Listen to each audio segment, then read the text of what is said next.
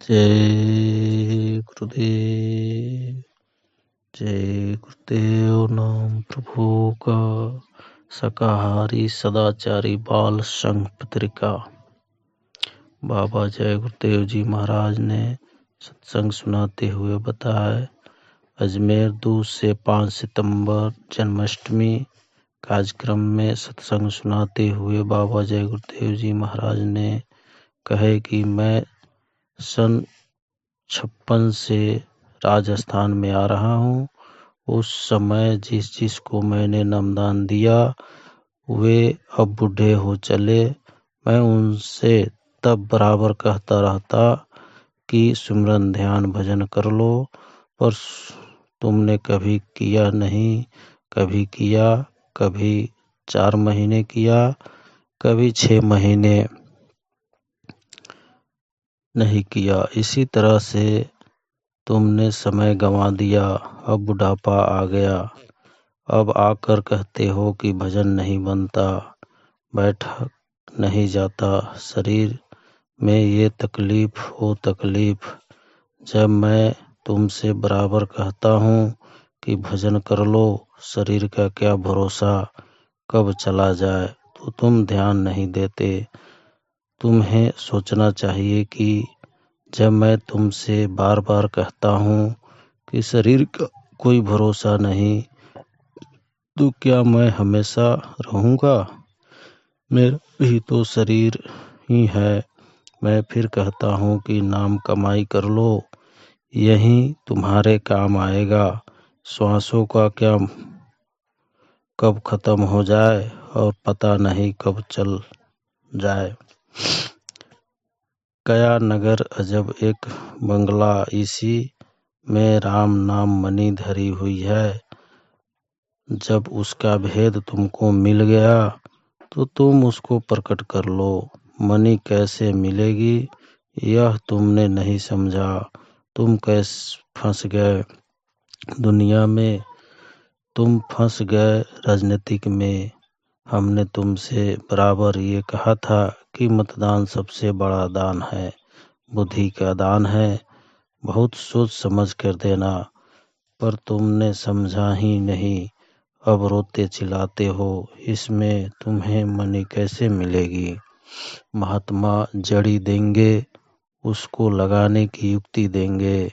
जब तुम उनके बताए अनुसार चलोगे तो युक्ति में मुक्ति, पर तुम हो कि लुढ़क जाते हो, बहक जाते हो। तुम समझते हो कि बाबा जी कुछ नहीं जानते। हम सब जानते समझते हैं। ऐसा मत समझो कि बाबा जी कुछ नहीं जानते। नहीं है। कर्मों का लाद कर चलोगे तो छाती फट जाएगी। इसीलिए जो समय बचा है उसमें जल्दी से उस राम नाम रूपी मणि को जगा लो, प्रकट कर लो। बाहर से आप अपने को थोड़ा समेट लो। जीवात्मा की मदद कर लो जो अकेली हो गई है। जब ऐसा करोगे तब मणि प्रकट होगी। हमने तो पूरी मेहनत की और तुमसे आशा की थी, क्योंकि तुमने प्रतिज्ञा की थी कि तुम भजन करोगे, सुमिरन ध्यान करोगे। पर तुमने दरवाजे पर बैठकर मणि को नहीं जगाया तो सुखी कैसे होगे? तुमने कभी सोचा कि जन्माष्टमी में किसका जन्म होगा? क्या खीरा में कोई जन्म लेता है? लेकिन चलो, तुम मानते हो तो करो। तुमने कृष्ण को देखा, जिसने कृष्ण को देखा उन लोगों ने तो झगड़ा ही किया, उनको नहीं माना। और तुम जन्माष्टमी मनाते हो। तुम्हारी सच्ची जन्माष्टमी तो तब होगी जब तुम्हारी आत्मा जाग जाए। यह मार्ग जो भजन करने का तुमको दिया जाता है वह सीधा, सरल और सच्चा है। इसमें कोई झगड़ा झंझट नहीं, कोई परेशानी नहीं। जब समय मिला, जहाँ समय मिला वहीं बैठ गए, भजन कर लिया, ध्यान कर लिया। कभी थोड़ी देर आंख बंद करके धनियों को याद कर लिया, नाम रूप चिंतन करके उनको प्रणाम कर लिया। चेतन से भजन करोगे तो चेतन प्रकट हो जाएगा। हम अच्छी तरह समझ गए हैं कि अगर हम कुछ और कहेंगे तो आप करेंगे नहीं। आपको हम बार बार निकालते हैं, आप बार बार उसी खंदक में गिरते हो। इसीलिए संभल जाओ और आप भजन करो। भजन करोगे तभी काम बनेगा। बेकार का नशा ला दोगे बेअदगी का तो इससे क्या लाभ होगा। विवेक से काम लो, अगर चूक गए तो पछताना पड़ेगा। मैं बराबर कहता हूँ आ रहा हूँ कि चंडी मसाला लेकर निकल पड़ी है, मुल्कों का नाश करेगी। वह बाहर से दिखाई नहीं देगी। जब वो ज्ञान चक्षु खुलेगा, तीसरी आंख खुलेगी, तब दिखाई देती है। हम तो आपको बराबर बताते जा रहे हैं। बाबा जी की एक एक बात मेरे दिमाग को याद आएगी। तू चिल्लाएगा पर बाबा जी करेंगे क्या। महात्मा बचाव करते हैं, तुम भजन करो। बरसात होती है तो भीगते तब है, कोई झेल आ जाता है, कोई बह जाता है। भजन तुम्हारी रक्षा करेगा, तकलीफें तुम्हारे पास से निकल जाएगी। भजन ढाल बनकर तुमको बचा लेगा। अभी मैं हवाई जहाज से बम्बई जा रहा था। एक सेठ जी मेरे बगल में बैठे थे। उन्होंने मुझसे पूछा कि क्या आप पहली बार हवाई जहाज में बैठे हैं। मैंने कहा कि हाँ, इस जहाज में तो पहली बार बैठा हूँ। उसमें और भी लोग बैठे थे। सेठ जी ने कहा कि आपको इन लोगों के चेहरे से क्या लगता है। मैंने कहा कि इन सब के चेहरे झुर्रिया हुई है, किसी के चेहरे पर कोई खुशी नहीं। सेठ बोला कि आप ठीक कहते हैं, आज हर आदमी घबराया हुआ है, तो ये है माया, किसी को कुछ कहने नहीं देगी, सबके घमंड को चूर चूर कर देगी, सबकी अकल को सीधा करेगी। आप अपना बचाव करो। जब राजपाट चला जाता है तो सब व्यवस्था खराब हो जाती है, बुद्धि काम नहीं करती। आप भूल गए कि आप तो न्याय करते थे, अब इन गरीबों पर टूट पड़े, ये क्या करने लगे। आप सब यहीं उपस्थित हुए हो, पहले सत्संग करो, फिर सेवा करो, उसके बाद भजन करो। बच्चे तुम्हारे लिए है, तुम बच्चों के लिए हो। एक दूसरे से प्यार मोहब्बत में रहकर सेवा करो। भजन तो सब जगह किया जा सकता है। पानी में डूबकर भी भजन किया जाता है। लोगों ने तो टट्टी में बैठकर भजन किया। कपड़ों को क्या गंदा होगा, फिर धुल जाएगा। दरवाजा पर बैठो, वहीं दया मिलेगी, कृपया मिलेगी, मदद मिलेगी। गंदगी को युक्ति से हटाया जाता है। काश्तकारों, तुम तो मिट्टी में मेहनत करने लगे थे, तुम शुद्ध थे, तुम्हें दयावान रहना चाहिए था। तुम क्यों खराब काम में बह गए।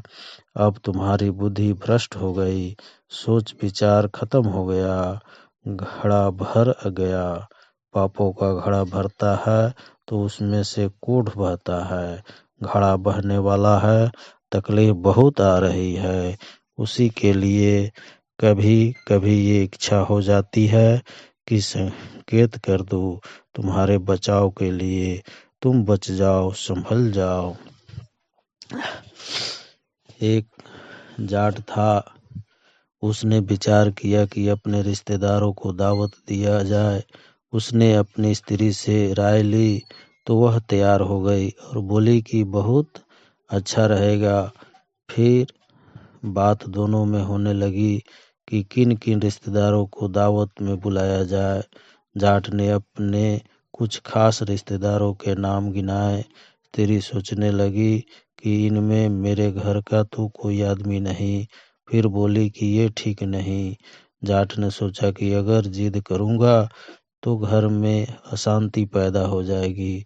उसने स्त्री से पूछा कि तुम ही बताओ कि किनको किनको बुलाया जाए। स्त्री ने कहा कि ठीक है, तुम लिस्ट बनाओ, मैं रिश्तेदारों के नाम बताती हूँ। उसने बताना शुरू किया और बोली कि लिखो, मेरा पिता तुम्हारा ससुर, मेरा भाई तुम्हारा साला, मेरा चाचा तुम्हारा चचिया ससुर, मेरा फूफा तुम्हारा फुफुआ ससुर, वगैरह वगैरह। उसने जितने भी नाम बताए सभी के मैके से संबंधित थे। साथ में वह कहती जाती थी कि यह ऐसी लिस्ट है जो हमारे और तुम्हारे दोनों से संबंधित है। जाट बेचारा मन ही मन सोचने लगा कि इसमें तो मेरे किसी रिश्तेदार का नाम नहीं। अब क्या किया जाए? यह स्त्री तो बड़ी चालाक निकली। अपने कुनबे के सारे नाम गिना गई और मेरे सगे संबंधी इसके लिए कुछ भी नहीं। सोचते सोचते उसने कहा कि ठीक है, ऐसा ही होगा। जाट घर के बाहर निकला और जंगल की ओर लकड़ी काटने के लिए चल पड़ा। रास्ते में सोचता जाता था कि क्या किया जाए, झगड़ा झंझट भी ना हो और काम भी बन जाए। क्या एक उसकी नज़र एक मरी हुई गाय पर पड़ी। फौरन उसे एक तरकीब सूझ गई कि कैसे घर में कलह भी ना होने पावे और मेरे रिश्तेदार भोज में शरीक हो जाए। उसने गाय की पूंछ काट ली और एक कपड़े में छिपाकर घर की ले आया और अपनी पत्नी से बोला कि आज मुझे अपराध लग गया। अनजान में एक गाय की हत्या मुझसे हो गई। मैं बहुत दुखी हूँ। पूंछ दिखाते हुए उसने कहा कि देखो, ये उस गाय की पूंछ है। जाट ने फिर गंभीर होकर कहा कि पाप धोने के लिए हमें भोज तो अब करना ही पड़ेगा। यह काम जल्दी हो जाए तो अच्छा रहेगा। किसी को पता न चलने पावे कि मुझे गौ हत्या लग गई है। रिश्तेदारों की लिस्ट तो तैयार ही है, मैं आज सबको निमंत्रण भेज देता हूँ। स्त्री ने आपत्ति की और कहा कि यह नहीं हो सकता। गौ हत्या के बाद छिपाकर दावत देने में क्या मेरे ही रिश्तेदार है जो खाएंगे? क्यों नहीं तुम अपने रिश्तेदार को खिला देते हो? जाट ने दुखी मन से कहा कि भोज तो देना ही है, जैसा तुम मुनासिब समझो। आनन फानन में जाट बाजार से सामान लाया और उधर अपने सगे संबंधित को निमंत्रण की सूचना भेज दी। पूड़ी कचौड़ी पुआ पकवान सब कुछ बना और जाट के परिवार और संबंधी जनों ने छक कर खाया। जाट की स्त्री प्रसन्न थी कि पाप का अन्न उसके मायके वाले खाने से बच गए। स्वामी जी महाराज ने इस कहानी को सुनाते हुए कहे कि परिवार में स्त्री पुरुष को बुद्धि से काम लेना चाहिए, जिससे कलह ना होने पावे और शांति बनी रहे। ऐसा होगा तभी लोक और परलोक दोनों के काम ठीक होंगे। जय गुरुदेव।